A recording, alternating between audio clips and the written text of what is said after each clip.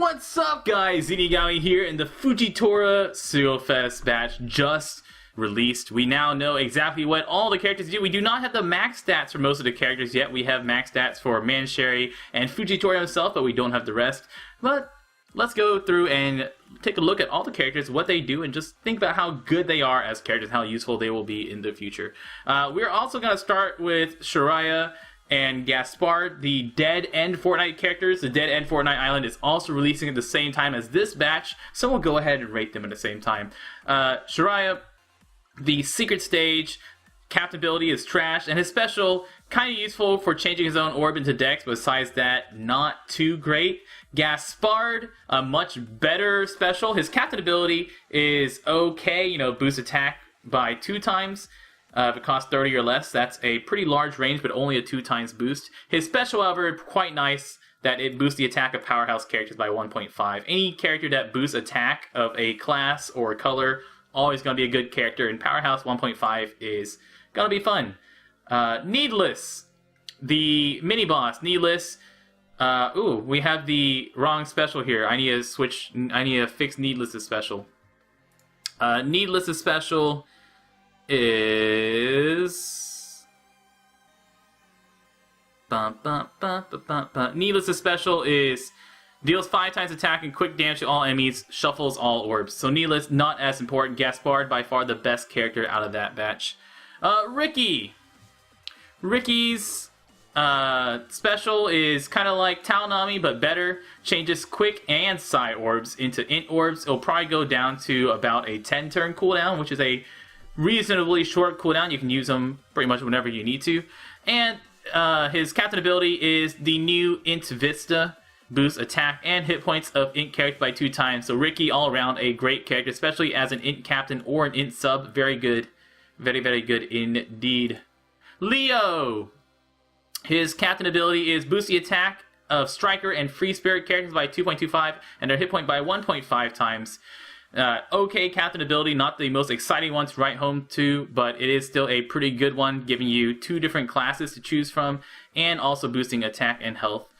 His special is quite good. It delays enemies for 1 turn. Anything that delays for 1 turn is instantly a good character. Locks orbs for 1 turn, even better, and cuts current hit points of enemies by up to 20% if you get to stage 2. So that is a great sub-unit. Delay, lock, and health cutting.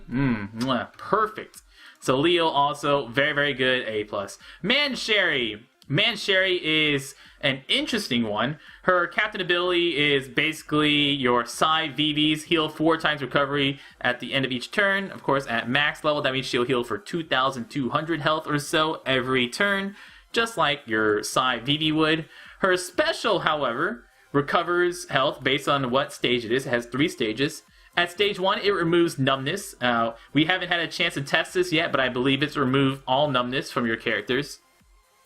At stage 2, it removes numbness and poison and recovery down and blindness. Blindness is like the one from Absalom. Recovery down is like Don Krieg on Mihawk Island, or the Penguin on Monster Chopper Raid Boss that reduces how much you can recover for that turn.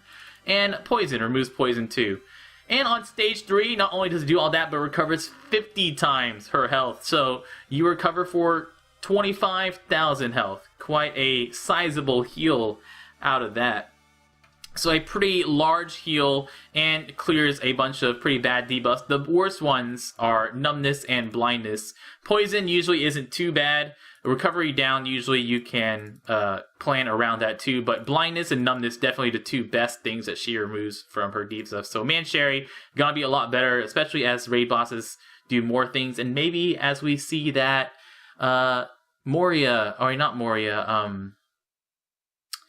maybe when we see some more stuff out of Impel Down, we'll see some more poison effects coming out. Kiros's captain ability is going to be boost the attack of characters with cost 30 or less by 2.5 times. A pretty nice rainbow captain, honestly. 30 cost or less is really wide. That includes himself. He does cost 30 once you evolve him. And 2.5 times attack is just like your Mihawk Slasher team. It's a very good 2.5 times attack boost. That's the number that you're looking for as your solid attack value. And 30 or less basically lets him work with a lot of things. Now, he doesn't pair well with Sengoku because he doesn't boost the attack of Sengoku, and Sengoku doesn't boost his attack. But with another Kiro's or maybe another Slasher captain or something like that, you might be able to find a team that works. But he does work well as a Rainbow captain himself. His special changes his own orb into Dex and boosts his attack by 2 times for 1 turn. Not as good as boosting your entire team's damage, of course, but a 2 times boost is pretty large. And once we see what his attack stat is, I would say it's probably 1200 attack, maybe at max.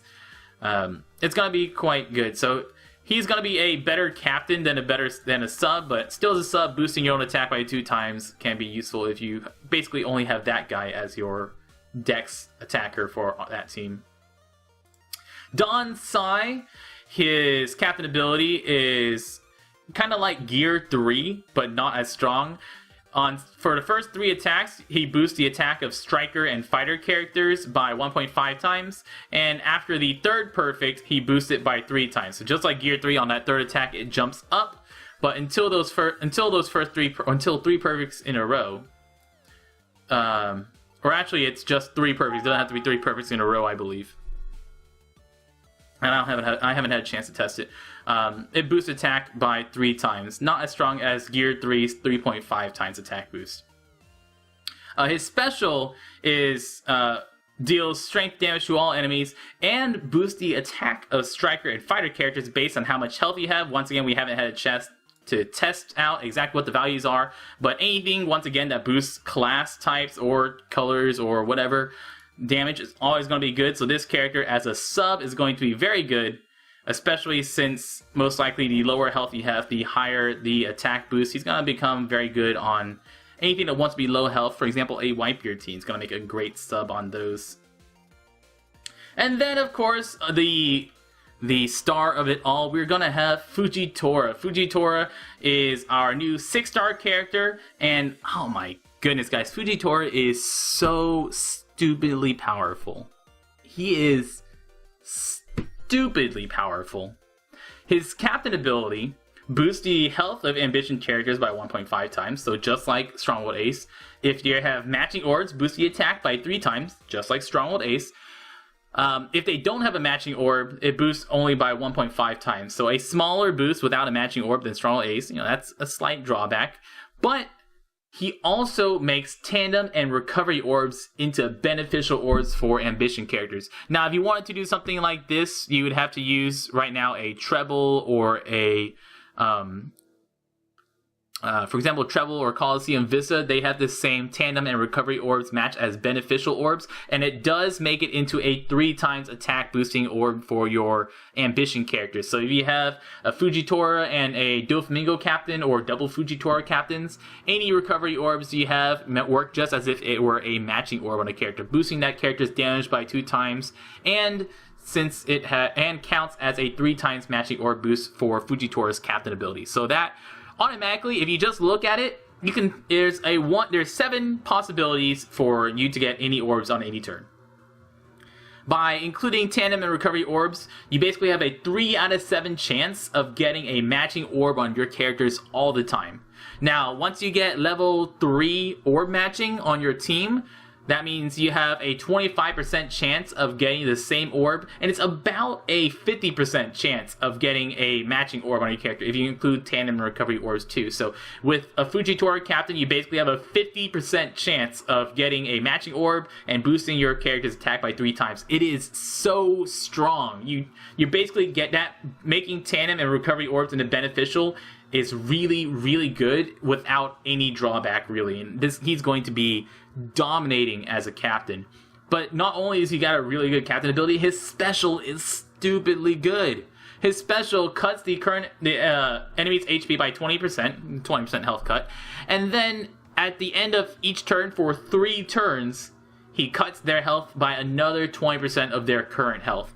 So if you just use one Fujitora special and just let it roll, that Fujitora special is going to bring them, and I can just bring up a calculator and you can see it's about 50%.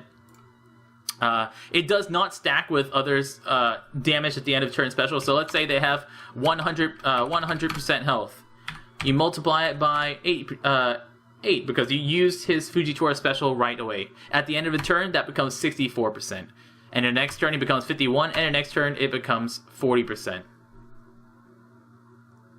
And that's just with one. Oh, no. Times 0.8. Boom, 80%. 64, 51, 1, 2, 3. 40%. That's just with one. And then you can use another Fujitora special after that, but then you'd have to let it roll once again. So just Fujitora, if you can survive multiple turns, his special is so strong.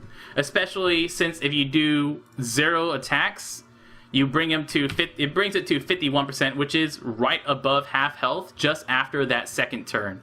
So you can use Fujitora special, not attack for 2 turns, and then do your burst on that third turn. For example, on an Aokiji captain, it works exactly like this. On Aokiji, use a special, don't attack at all, let his health cut. Don't attack at all, let his health cut, and on the third turn, burst it. You will have basically exactly 50% health to burst down whatever captain you have. So if you can install multiple turns on raid bosses, it is so good. The largest damage you will get out of any special. You cannot use multiple Fujitora specials together because, once again, it does not stack like that. It is going to be a buff on your team that gets to be cleared. So if you try to use it on a Nell will clear that buff. If you use it on anything that clears buffs at the end of every turn, it will clear that. You cannot stack this with Diamante special because Diamante also does damage at the end of each turn. So if you use Diamante first, then use Fujitora, Diamante special will take precedence. If you use Fujitora and then Diamante, Fujitora will take precedence. And you cannot roll it. So if you use Fujitora on turn 1, and then on turn 2 you use a second Fujitora, that first Fujitora special, it will run down, but you will not get the extra damage off of the second Fujitora special. So using one special is just so strong, but just any boss that you can install for multiple turns, it just gets better and better. So Fujitora, such a good, strong captain. Amazing captain. He's going to see a lot of play, especially as the captain ability too. Captain ability special, 4 stars all around. Or 5 stars all around. Anyways, guys, that is the entire Fujitora batch. A lot of very good characters in here. There's no characters in the Rare Recruit batch that are just bad characters. They're all actually, anywhere from decent to really good. So definitely a good batch to pull, and Fujitora is just stupidly good himself. Guys, I've been Zenigami. Good luck with your Sugofest pulls, and y'all stay beautiful.